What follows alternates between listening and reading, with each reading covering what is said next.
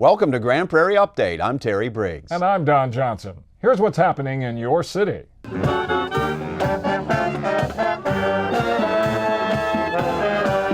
third Monday in January once again brought men, women, and children from all over Grand Prairie together for the annual Martin Luther King Jr. Day Parade.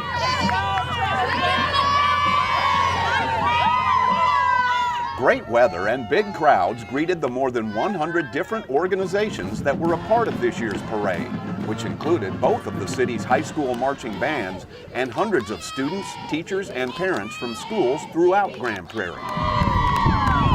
The parade started at City Hall Plaza and ended at the David Daniels Academy in the Dalworth neighborhood, where there was a program afterward.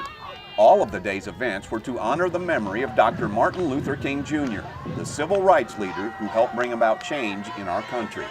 To see all of these people of all cultural colors and kind to come out and join in this celebration, it's a powerful moment, it's a spiritual moment. Regardless on what, part of the world that you're from, what city, what state, for us to just all celebrate and acknowledge Martin Luther King's birthday and holiday for what it really means.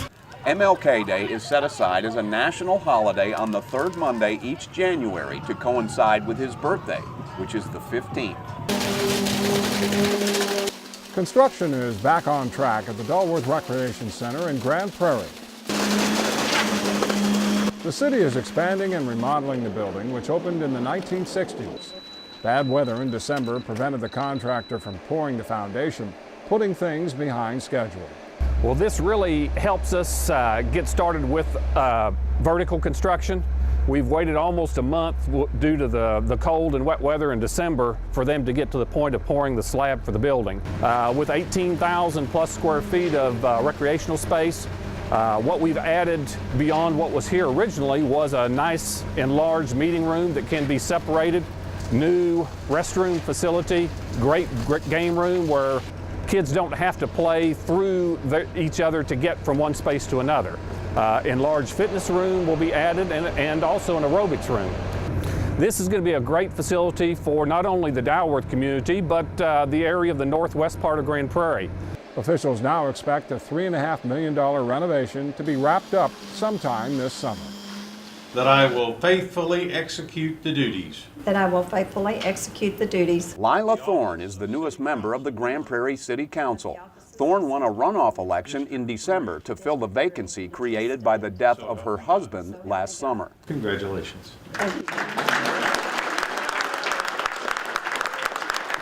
Thank you so much. I certainly am humbled and honored to be able to serve. And I know I have awfully big shoes to fill of Bill Thorne. He loved the city of Grand Prairie just as I do. He loves serving the District 3 constituents and the entire city. And I will do everything that I can possibly do to fill those shoes. Thorne is one of 4 rookie members who won seats on the council last year, and more changes might be on the way with the next city election on May 10th. Districts 1, 3, and 7 at large will be on the ballot that day. Candidates can file an application for a place on the ballot between January 29th and February 28th. You may file in person at the city secretary's office during business hours or by mail at the address on your screen. I will never act officiously.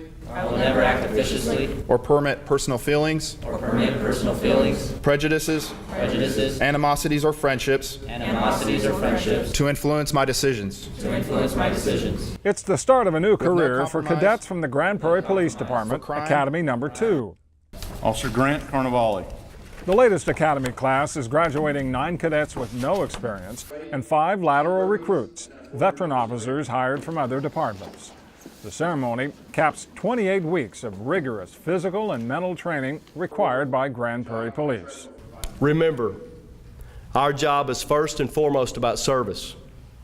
We treat each call with importance, are patient and nice to those we serve, and we never utter the words, "We cannot help you," "There's nothing we can do," or "This is a civil matter."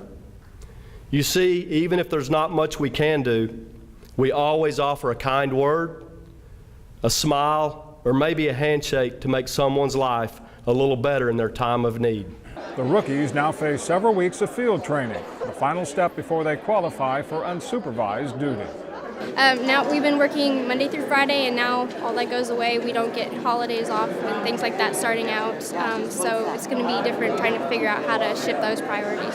Well, I'm really looking forward to the training, so I want to be mentally, and I know I'm physically prepared for it, but as time progresses, as we move forward in this department, I just want to be able to learn more as much as possible and continue to grow as a person and as an officer. The next Grand Prairie Police Academy gears up this summer.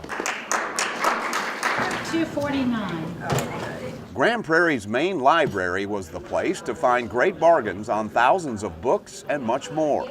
The first Friends of the Library book sale of 2014 offered citizens a chance to buy hardback and paperback books, magazines, videos, CDs, DVDs, and other items at prices as low as 25 cents each.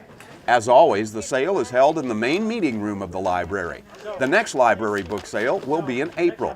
For more information, go to gptx.org/library or call them at 972-237-5700.